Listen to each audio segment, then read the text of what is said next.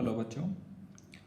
अपने पिछले वीडियो में मैंने इन दो प्रोजेक्टाइल्स को कोलाइड करवाया था और हमने कैलकुलेट किया था कि कितने टाइम में ये दोनों प्रोजेक्टाइल्स कोलाइड करेंगे और कंडीशन ऑफ कोलिजन भी निकाली थी हमने। और साथ ही साथ हम लोगों ने इसकी जो पोजीशन थी, ये वाई नॉट और एक्स नॉट जो दूरी थी कोलाइड करने वाले पॉइंट से, ये भी कैलकुलेट करी थी। आप चाहें तो वो पिछला वीडियो पहले रिवाइज़ कर लेते हैं, उसके बाद हम इस वीडियो में सेम क्वेश्चन को शॉर्टकट तरीके से यानी कि रिलेटिव मोशन के तरीके से सॉल्व करना सीखते हैं। तो बच्चों, रिलेटिव मोशन में हम क्या करते हैं, देखिए जब कभी भी दो या दो से ज़्यादा ऑब्जेक्ट्स अगर मूव कर रहे होते हैं, ठीक है, तो रिलेटिव मोशन से हमेशा आपका क्वेश्चन इजीली सॉल्व हो जाता है।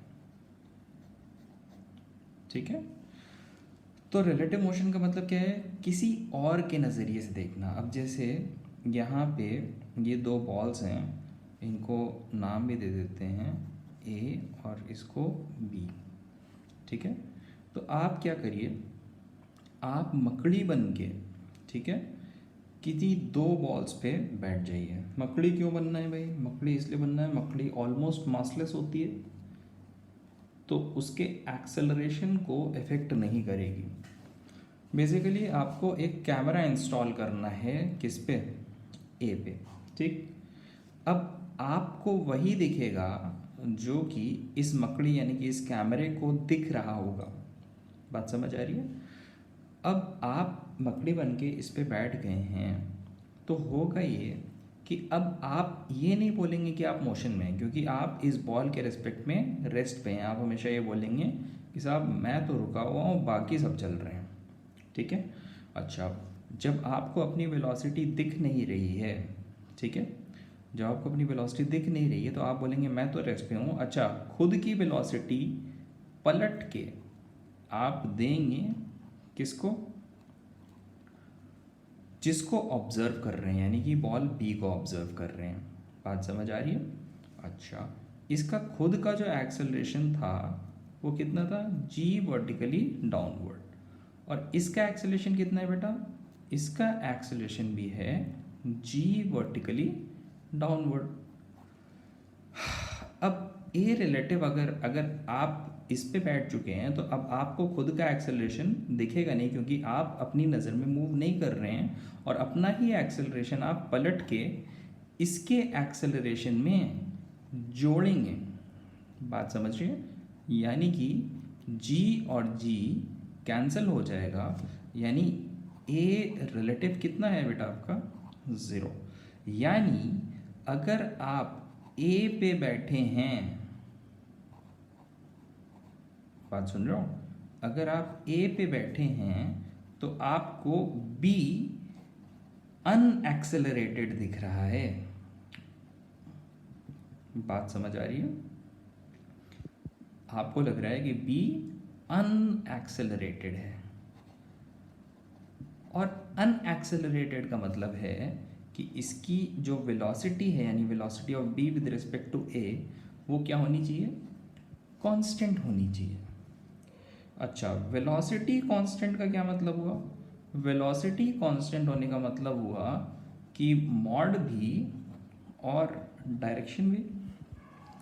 अब आप ज़रा ध्यान से सुनिए, ए पे बैठ के मकड़ी को क्या लग रहा है कि मैं तो चल नहीं रहा, मेरा कोई वेलोसिटी नहीं है, मेरा कोई एक्सेलरेशन नहीं है, बी चल के मेरे पास आ रहा है और टकरा रहा है मेरे से। बात समझ आया? अब बी चल के आ रहा है और अनएक्सेलरेटेड तरीके से चल के आ रहा है, बिना एक्सेलरेशन के, यानी कांस्टेंट वेलोसिटी से चल के आ रहा है। कांस्टेंट वेलोसिटी यानी कि constant magnitude of velocity, constant speed और कांस्टेंट डायरेक्शन से चल के आ रहा है। इसका मतलब क्या तरीका हो सकता है बी ए से टकराए, बिना एक्सेलरेशन के टकराए, बिना डायरेक्शन चेंज किए हुए टकराए और बिना स्पीड चेंज किए हुए टकराए, एक ही तरीका है कि इसको सीधे चल के आने होगा, तभी ये बिना डायरेक्शन चेंज किए इससे कोलाइड करेगा। समझ आया? बस इतना कॉन्सेप्चुअल अगर आप समझ गए तो इसमें कैलकुलेशन ज़्यादा नहीं बनती है, इसीलिए रिलेटिव मोशन का जो कॉन्सेप्ट है ये थोड़ा सा इजी पड़ता है हमें क्वेश्चन सॉल्व करने के लिए।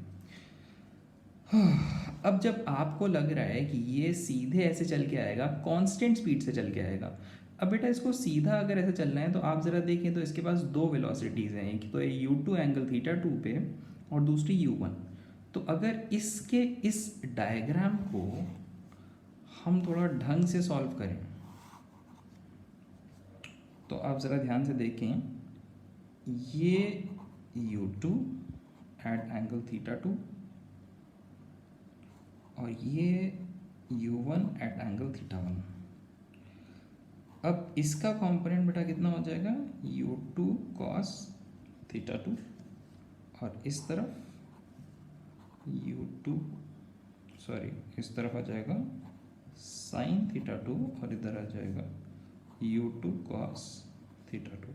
सिमिलरली इधर आ जाएगा u1 cos थीटा 1 और इधर u1 sin थीटा 1। अब आप देखिए आपका जो मोशन है बॉल बी का वो इस डायरेक्शन में होना है, यानी कि इन सब का रिजल्टेंट, इन चार वेक्टर्स का रिजल्टेंट जो है, इन चार कंपोनेंट ऑफ वेक्टर्स का जो रिजल्टेंट है वो लेफ्ट साइड में होना चाहिए। यानी ऑब्वियस सी बात है इन दोनों को कैंसल आउट होना चाहिए, यानी कि कंडीशन क्या आ गई बेटा, u2 sin theta 2 is equal to u1 sin theta 1। या हम छोटे तरीके से अगर लिखना चाहें तो लिख सकते हैं u(y1) is equal to u(y2)। ठीक है। अच्छा दूसरी चीज़, अब ये चल के कहाँ पहुँचेगा बेटा, ये d डिस्टेंस दूर पहुँचेगा a पे। तो कितने टाइम लगेगा इसको यहाँ से यहाँ पहुँचने में। अब ए पे बैठे हैं आप तो ए तो चलता हुआ दिख नहीं रहा, आपको बी ही आगे टकराता हुआ दिख रहा है। तो जितने टाइम में बी ए से टकराएगा उतने ही टाइम में कोलिजन होगा, यानी टी कितना हो जाएगा बेटा, यूनिफॉर्म मोशन है ना, क्योंकि स्पीड कांस्टेंट है तो कैसा हो जाएगा, यूनिफॉर्म मोशन।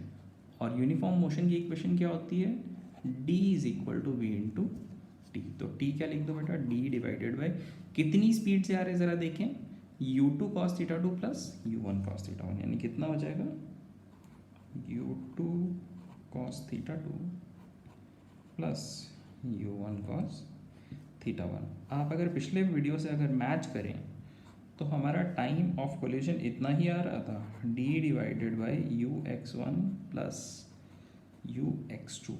अगर आपको याद हो तो, नहीं याद है पिछला वीडियो पे तुरंत जाइए, तुरंत रिवाइज करिए, उसके बाद इसको दोबारा देखिए। अब एक बार आपने टाइम ऑफ फ्लाइट निकाल लिया, सॉरी टाइम ऑफ कोलिजन निकाल लिया, तो अब कोऑर्डिनेट्स निकालने में कोई दिक्कत नहीं है। अब आप सीधे सीधे क्या करेंगे, इक्वेशंस लिख देंगे किसी भी एक के लिए, ए के लिए या बी के लिए। अच्छा ये किसी और पे बैठ के नहीं देखेंगे, क्योंकि कहीं और अगर मान लीजिए ए पे बैठ के मैंने देखा तो ए चलता हुआ ही नहीं नज़र आएगा, तो फिर मैं x0 y0 निकालूंगा कैसे। बात समझ आ रही है। रियल जो कोऑर्डिनेट्स निकलेंगे वो ग्राउंड के रिस्पेक्ट में ही निकलेंगे, यानी जो आपकी टाइम सेविंग थी रिलेटिव मोशन लगा के, वो टाइम ऑफ कोलिजन निकालने में थी। क्योंकि बेटा आपको याद होगा हमने पिछले क्वेश्चन में 4 इक्वेशंस बनाई थी। 4 इक्वेशंस किसके लिए, इसके लिए x और y डायरेक्शन की और इसके लिए भी x और y डायरेक्शन की। बट यहाँ डायरेक्टली एक इक्वेशन में सारा का सारा टाइम ईजिली सॉल्व कर लिया है। अब इसके बाद x0 और y0 निकालना बहुत ही कठिन नहीं होगा, बहुत ही इजी होगा। जैसा पहले किया था हमने, x0 कैसे निकाला था बेटा, a के लिए अगर मैं लिखूं, किसके लिए, a के लिए लिखूं तो क्या लिखेंगे हम, x0 is equal to u1 cos theta 1 into t, t की वैल्यू यहाँ रख दीजिएगा, और y0 कितना लिखेंगे बेटा, u1 sin theta 1 T minus half G T square, time की वैल्यू यहाँ पे रख दीजिएगा। Hope you liked it. अगर रिलेटिव मोशन आपको आता है तो ये मेथड आपको ज़्यादा इजी लगे। तो मैंने समझाया है इसलिए इतने सारे स्टेप्स हैं और इतने देर तक मैंने छोटे छोटे चीज़ों को बारीकी से समझाया हुआ है। अदरवाइज़ आप सीधे ये देखेंगे, सीधे ये डायग्राम बनाएंगे, सीधे रिलेटिव मोशन का कॉन्सेप्ट लगाएंगे और सीधे ये इक्वेशन लिखेंगे। विद इन 15 to 20 सेकेंड्स आप टाइम निकालने में समर्थ होंगे। थोड़ा सा टाइम इसको कैलकुलेट करने में लग सकता है, but relatively this method is a relatively less time taking and easier method. Thank you guys, hope you liked it.